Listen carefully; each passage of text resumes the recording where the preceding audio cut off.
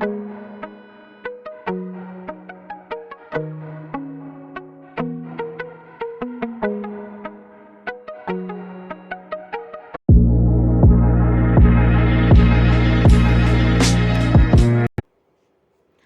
दोस्तों, एक बार फिर से स्वागत है आप सभी का आपके अपने चैनल टारगेट एट वन पे।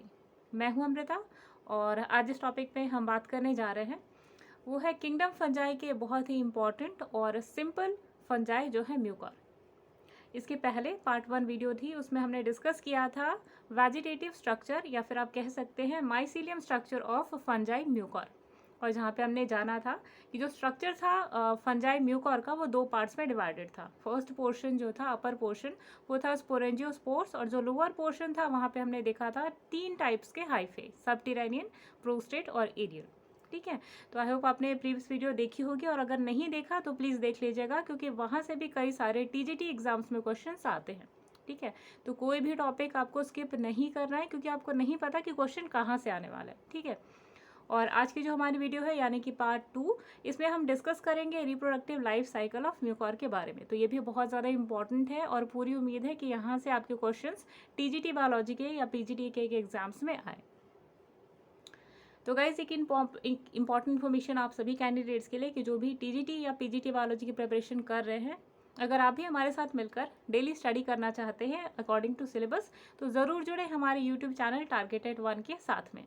और अगर आप हमारे साथ मिलकर डेली पीडीएफ, स्टडी मटेरियल और क्वेश्चन लेना चाहते हैं तो ज़रूर जुड़े हमारे टेलीग्राम चैनल के साथ में, जिसका नाम है टारगेट टीजीटी पीजीटी बायोलॉजी, जिसका लिंक आपको डिस्क्रिप्शन बॉक्स में मिल जाएगा। तो आपको करना ये है कि सबसे पहले अगर आपने टेलीग्राम इंस्टॉल नहीं किया है तो सबसे पहले टेलीग्राम इंस्टॉल कर उस पर अकाउंट बनाने के बाद दिए गए डिस्क्रिप्शन लिंक पे जब आप क्लिक करेंगे तो ये ले जाएगा आपको हमारे टेलीग्राम चैनल पे, जहाँ पे आप कई सारे पीडीएफ और स्टडी मटेरियल ले सकते हैं जो बहुत ज़्यादा हेल्प करेंगे आपके टीजीटी या पीजीटी बायोलॉजी के एग्जाम्स में।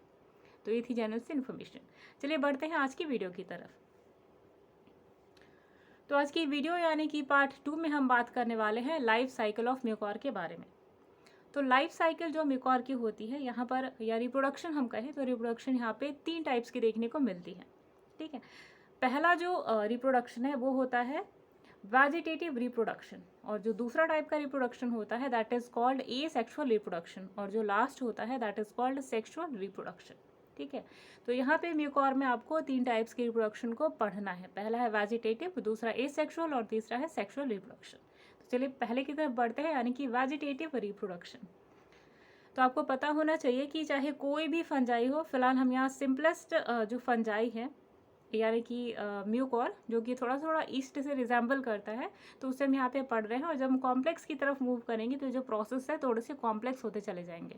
ठीक है, तो फिलहाल हम सिंपल की बात कर रहे हैं यहाँ। तो वेजिटेटिव रिप्रोडक्शन जो होता है बहुत ज़्यादा सिंपल वे में होता है as compare to sexual reproduction.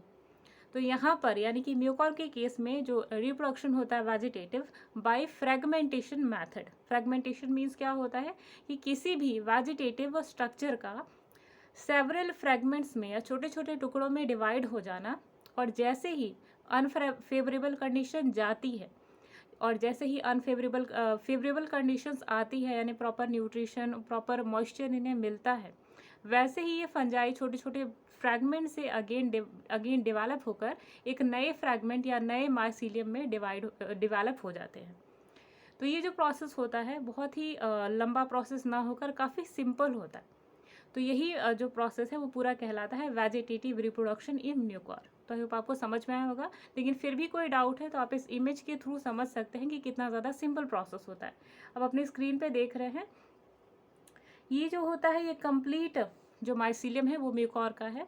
ठीक है, कोई ऐसी कंडीशन आती है जहाँ पे रियर या टियर होता है जो माइसीलियम है फंजाई म्यूकॉर के अंदर, तो ये जो फ्रैगमेंट्स है जिनमें टूट जाते हैं या तेज़ हवा के कारण या किसी ह्यूमन एक्टिविटी के कारण, तो ये जो फ्रैगमेंट्स है जब ये मॉइस्चर के कांटेक्ट में आते हैं, जब इन्हें फेवरेबल कंडीशन यानी कि मॉइस्चर और काफ़ी डैम्प एरिया मिलता है, तो वहाँ पर ये अगेन वेजिटेटिव माइसीलियम के रूप में डेवलप कर जाते हैं। और ईच जो फ्रैगमेंट है, जैसे आप स्क्रीन पे देख रहे हैं अपने, कि 3 टुकड़ों में ये जो म्यूकॉर का जो पूरा माइसीलियम है वो डिवाइडेड है, और ईच जो फ्रैगमेंट है वो अगेन चलकर एक वेजिटेटिव या माइसीलियम के रूप में डेवलप हो जाता है म्यूकॉर के। तो ये होता है vegetative reproduction in Mucor by fragmentation. ठीक है, आई होप अगर आपको प्रीवियस स्लाइड से नहीं समझ में आया होगा तो यहाँ से आपको इजीली क्लियर हुआ होगा। चलिए सेकंड मेथड की तरफ मूव करते हैं। तो सेकंड जो रिप्रोडक्शन है वो है एसेक्सुअल रिप्रोडक्शन। तो म्यूकॉर में जो एसेक्सुअल रिप्रोडक्शन होता है वो थोड़ा सा कॉम्प्लेक्स होता है as compare to vegetative reproduction, क्योंकि यहाँ पर एसेक्सुअल रिप्रोडक्शन 3 टाइप से होता है। पहला है bye the help of sporangiospores, और जो दूसरा है बाय द हेल्प ऑफ क्लेमाइडियोस्पोर्स, और जो तीसरा है बाय द हेल्प ऑफ ओइडियोस्पोर्स। ठीक है, अब ये तीनों टर्म्स क्या हैं और कैसे इनके थ्रू एसेक्सुअल रिप्रोडक्शन होता है, चलिए जानते हैं।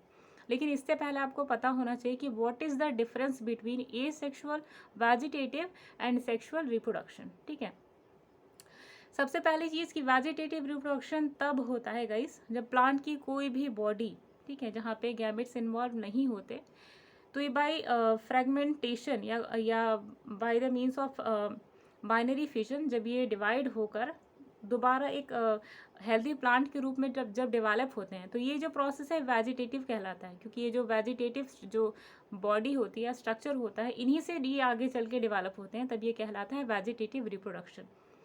एसेक्सुअल रिप्रोडक्शन तब होता है जब जो गैमेट्स हैं, ऑपोजिट गैमेट्स यानी कि पॉजिटिव या नेगेटिव स्ट्रेन आप कहें, या फिर मेल या फीमेल जो गैमेट्स होते हैं, जब तक ये फ्यूज़ नहीं होते, और तब ये जो होता है रिप्रोडक्शन होता है, तो ये कहलाता है एसेक्सुअल रिप्रोडक्शन, जो कि by the help of cells होता है, जो छोटी छोटी सेल्स होती हैं, जिन्हें स्पोरेंजियोस्पोर्स, क्लेमाइडोस्पोर्स, ओइडियोस्पोर्स, और एल्गी के केसेस में क्या होता था, अकाइनिड्स कहलाता था। ठीक है, तो कई सारे टर्म्स होते हैं जो आप हर अलग अलग स्पीशीज़ में पढ़ेंगे, लेकिन हम यहाँ पे फंजाई म्यूकॉर की बात कर रहे हैं, तो यहाँ पे ये सेक्सुअल रिप्रोडक्शन 3 वेज में होता है या 3 मेथड से होता है। ठीक, अच्छा, सेक्सुअल रिप्रोडक्शन की बात करें तो जब दो ऑपोजिट गैमेट्स यानी कि मेल फीमेल गैमेट्स पॉजिटिव या नेगेटिव हाइफे जब एक दूसरे के साथ कनेक्ट होते हैं, और जो न्यूक्लियाई हैं उनके वो जब कनेक्ट होते हैं, तब जो जाइगोट का फॉर्मेशन होता है, that is called sexual reproduction.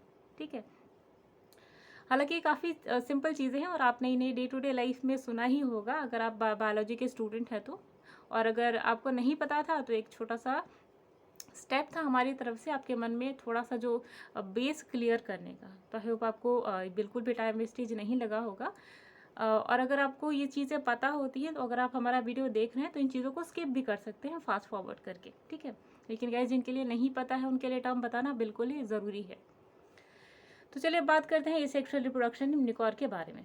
तो यहाँ जो ये सेक्सुअल रिप्रोडक्शन है वो 3 वेज में होता है। पहला होता है स्पोरेंजियोस्पोर्स, और दूसरा होता है क्लेमाइडोस्पोर्स, और थर्ड होता है ओइडियोस्पोर्स।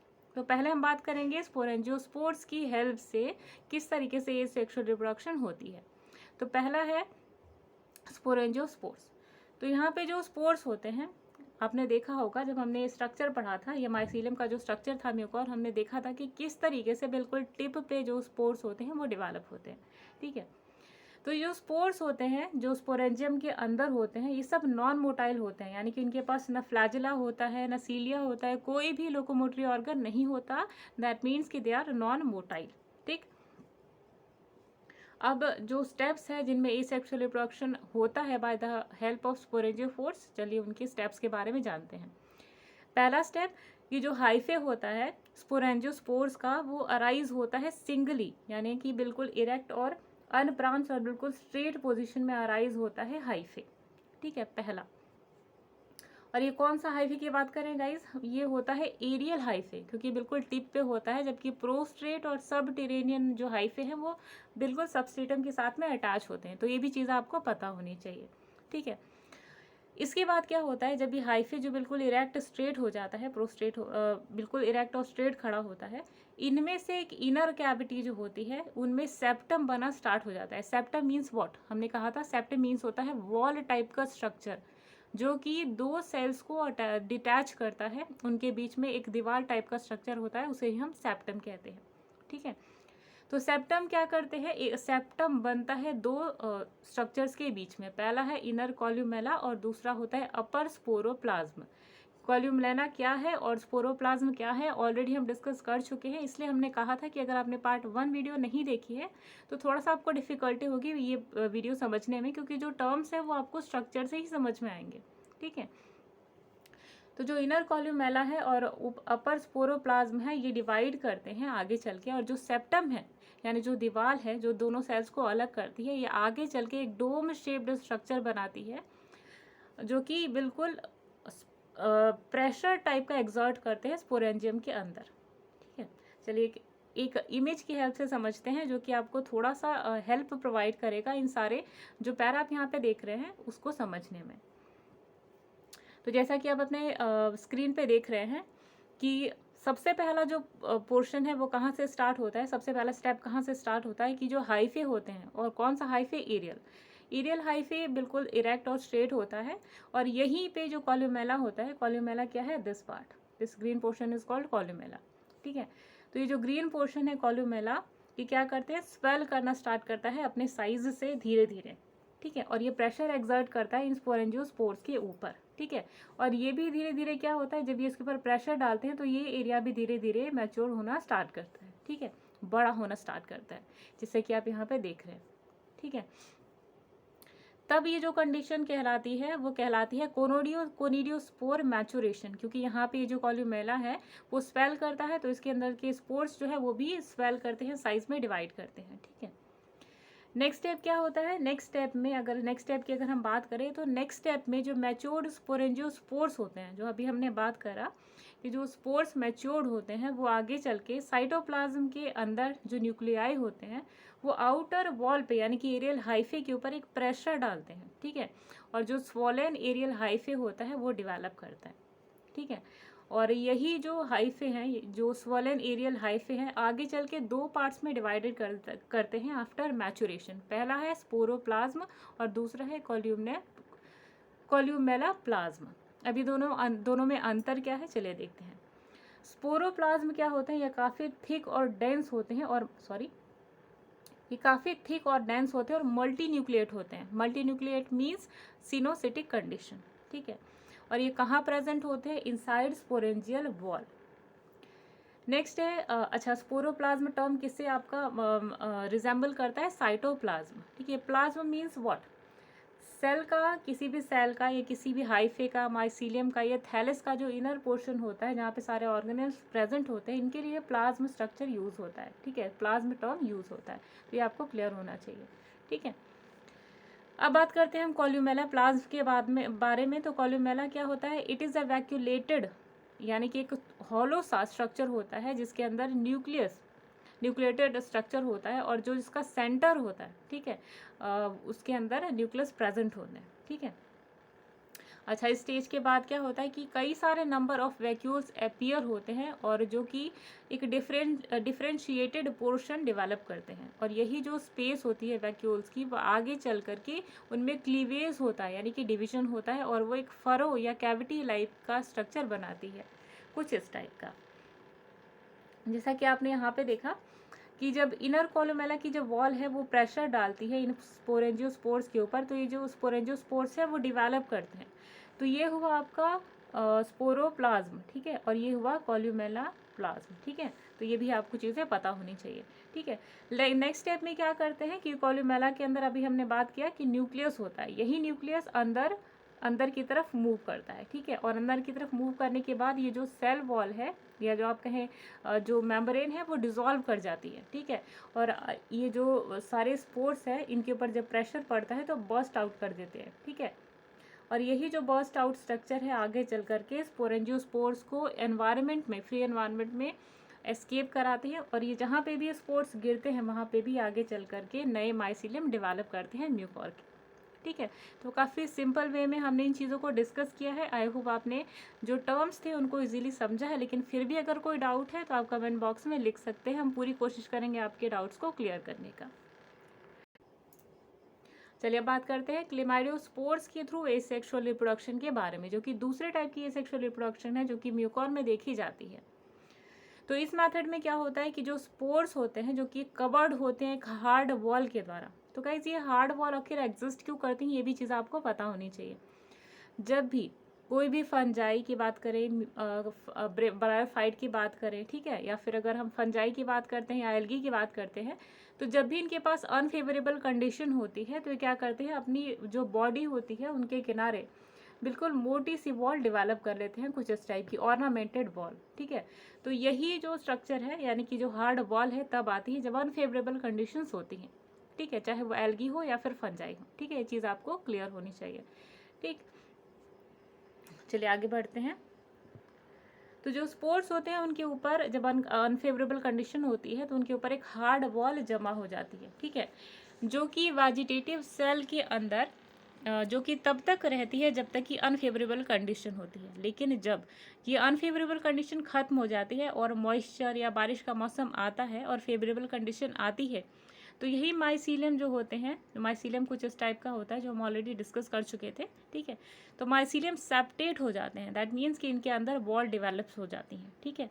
और इसके बाद क्या होता है, एक्यूमुलेशन, जो न्यूक्लियाई होता है वो एक्यूमुलेट यानी कि इकट्ठा होना शुरू हो जाते हैं साइटोप्लाज्म के अंदर, ठीक है।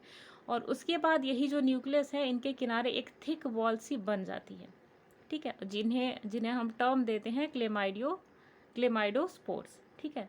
यही जो क्लेमाइडोस्पोर्स हैं आगे चल करके डिटैच हो जाते हैं किसी भी कंडीशन के कारण, चाहे तेज़ हवा के कारण या ह्यूमन एक्टिविटी के कारण। तो ये जब डिटैच हो जाते हैं मेन माइसीलियम बॉडी से और कई समय तक ये डॉर्मेंट कंडीशन में रहते हैं। Dormant means what? Dormant means होता है कि जो सीड हैं, जनरली ये जो टर्म होता है डॉर्मेंट वो सीड्स के लिए यूज़ होता है। जब सीड को सारी कंडीशन मिलती है इसके बावजूद भी जो सीड है वो रेस्ट में रहता है, ग्रो नहीं करता, तो ये जो कंडीशन है वो डॉर्मेंसी कहलाती है, ठीक। तो ठीक वैसा ही होता है क्लेमाइडियोस्पोर्स के साथ में म्यूकॉर के केस में, ठीक है। यहाँ पे जो क्लेमाइडियोस्पोर्स हैं वो कुछ समय तक प्लांट की बॉडी से यानी कि माइसीलियम से डिटैच्ड होकर डॉर्मेंट रहते हैं और जैसे अनफेवरेबल कंडीशन हटती है और फेवरेबल कंडीशन आती है, ये एक जर्म ट्यूब के रूप में ग्रो करते हैं और यही जर्म ट्यूब के अंदर से आगे चल करके एक वेजिटेटिव स्ट्रक्चर या माइसीलियम डेवलप होता है म्यूकॉर का, ठीक है। तो I hope this is clear to you. अगर फिर भी कोई डाउट है तो आप इस इमेज की हेल्प से समझ सकते हैं।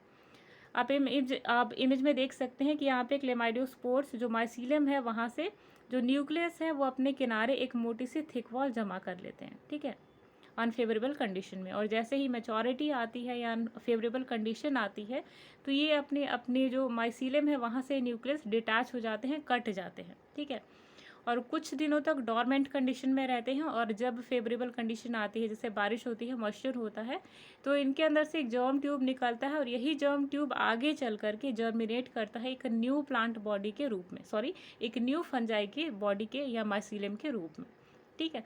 तो ये होता है sexual reproduction by in Mucor by the help of chlamydospores. चलिए अब बात करते हैं थर्ड टाइप की एसेक्सुअल रिप्रोडक्शन, यानी कि asexual reproduction in Mucor by the help of oidiospores. तो ओइडियोस्पोर्स क्या होते हैं, चलिए जानते हैं।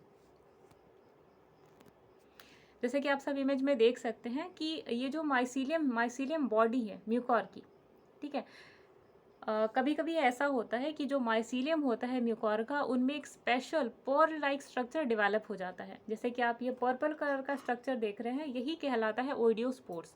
तो ये मोतीनुमा जो स्ट्रक्चर है ये जब फेवरेबल कंडीशन आती है, जैसे कि मॉइस्चर या बारिश या कहीं भी डैम्प एरिया या छायादार एरिया जब इनके पास आता है किसी भी कारण, तो ये डिटैच हो जाता है मेन माइसीलियम से, ठीक है, अलग हो जाते हैं। और अलग होने के बाद ये इनमें से एक जर्म ट्यूब निकलता है, ये जो आप यहाँ पे देख रहे हैं ये जर्म ट्यूब, ठीक है। इन्हीं जर्म ट्यूब से आगे चल करके एक नया माइसीलियम बनता है और यही माइसीलियम होता है जुवेनाइल म्यूकोर, यानी कि छोटा बेबी म्यूकोर, ठीक है। I hope this is clear to you. अगर आपको स्टडी मटेरियल लेना है, यानी जो आप यहाँ पे देख रहे हैं सारी चीज़ें आपको पीडीएफ के रूप में चाहिए, तो आप हमारे टेलीग्राम चैनल से जोड़ करके पीडीएफ ले सकते हैं, ठीक है। चलिए आगे बात करते हैं sexual reproduction in Mucor.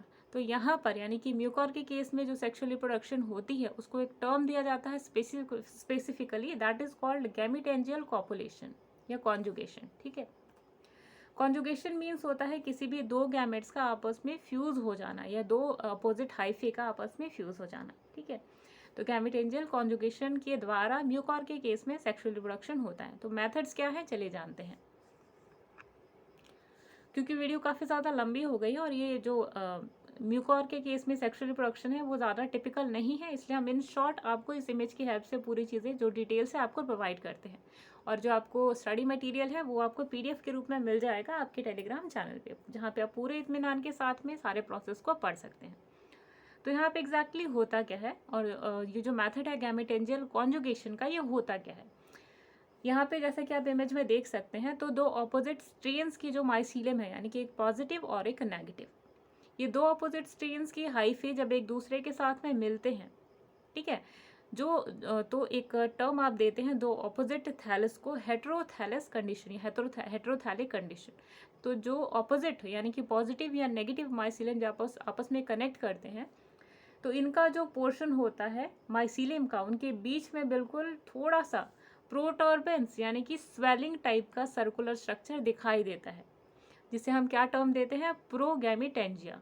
Pro means होता है कोई भी चीज़ डेवलप होती है उसके पहले की स्टेज, इसलिए हम यहाँ पे गैमेट स्ट्रक्चर अभी नहीं बना है, बाद में गैमेट आगे चल कर के डेवलप होता है या कॉन्जुगेट होता है, इसलिए इसे जो टर्म दिया जाता है प्रोगैमेटेंजियल कंडीशन, ठीक है। तो यही जो प्रोगैमेटेरियल कंडीशन है, वहाँ पे जो प्रोटर्बेंस यानी कि जो स्वेलिंग होती है ऑपोजिट माइसीलियम की कुछ इस टाइप की, ये आपस में कॉन्जुगेट करते हैं यानी कि मिक्स होते हैं, ठीक है। और यही जो मिक्स होने के कारण जो आपस में जब ये कॉन्जुगेट करते हैं, मिक्स होते हैं, तो इनके बीच में दो सर्कुलर गैमेट बनते हैं, जिन्हें हम सीनोगैमेट्स के नाम से जानते हैं। यही जो सीनोगैमेट्स हैं, इन्हीं के अंदर ऑपोजिट न्यूक्लियस होते हैं, ठीक है। और ये आगे चल कर के सीनोगैमेट्स एक बड़ा सा सर्कुलर स्ट्रक्चर बनाते हैं कुछ इस टाइप का, ठीक है। और इन्हीं सीनोगैमेट्स के अंदर पॉजिटिव और नेगेटिव जो स्ट्रेन्स के न्यूक्लियस हैं वो एक दूसरे के साथ मिक्स होते हैं by the process of amphimixis, और एक यंग जाइगोट सर्कुलर वे में बीच में इमर्ज करता है यानी कि डेवलप होता है कुछ इस प्रकार का, ठीक है। और यही जो यंग जाइगोट है जो कि 2n टाइप होता है, ये बात आप हमेशा नोटिस कीजिएगा कि जब भी जाइगोट बनता है तो हमेशा 2n टाइप का होता है, ठीक है। इन स्पेसिफिक केसेस जब आपका 3n टाइप का होता है, जैसे कि एंडोस्पोर्स के केस में होता है, जो हम आगे चल करके डिस्कस करेंगे प्लांट बॉडी के अंदर, ठीक है। फिलहाल हम फंजाई के बारे में पढ़ रहे हैं। तो यही जो जाइगोस्पोर्स है या जाइगोट है, ठीक है, आगे चल करके ये अपनी बॉडी के किनारे एक थिक वॉल डिवेलप कर लेता है। थिक वॉल क्यों डेवलप करता है, हम ऑलरेडी डिस्कस कर चुके हैं कि जब भी फेवरेबल कंडीशन नहीं मिलती, चाहे वो फंजाई हो या एल्गी हो, तो अपने ऊपर एक थिक वॉल जमा कर लेते हैं ताकि बाहर की जो एडवर्स कंडीशन है उससे खुद के अंदर की सेल की रक्षा कर सकें। तो यही जो कंडीशन है वो जाइगोस्पोर में, इसी कंडीशन में, अनफेवरेबल कंडीशन में जब जाइगोस्पोर डेवलप होता है तो अपनी आउटर लेयर जो है वो काफ़ी थिक बना लेता है, और जैसे ही फेवरेबल कंडीशन आती है तो यहाँ से एक जर्म ट्यूब निकलता है, और यही जर्म ट्यूब आगे चल करके जो वेजिटेटिव स्ट्रक्चर है म्यूकोर का उसे चल के जन्म देता है। तो यही जो प्रोसेस होता है पूरा, इसे पूरे प्रोसेस को कहा जाता है गैमेटेंजियल कॉन्जुगेशन, क्योंकि आपने यहाँ पे देखा, यहाँ पे दो ऑपोजिट स्ट्रेन्स की जो माइसीलियम है वो फ्यूज़ कर रहे हैं, इसलिए इस पूरे जो मेथड है उसको टर्म दिया जाता है गैमेटेंजियल कॉन्जुगेशन। आई होप आपको ये प्रोसेस बहुत ही इजीली समझ में आया होगा, और कोई भी ऐसा डाउट है जो आपको थोड़ा सा, या कोई भी ऐसी बात है जो आपको इनअप्रोप्रिएट लग रही है टॉपिक के रेलिवेंट में, या कि कोई ऐसा टॉपिक है जो आपको समझ में नहीं आया, तो आप कमेंट सेक्शन में लिख सकते हैं। हम पूरी कोशिश करेंगे आपको ये चीज़ें दोबारा डिलीवर करने की, ठीक है।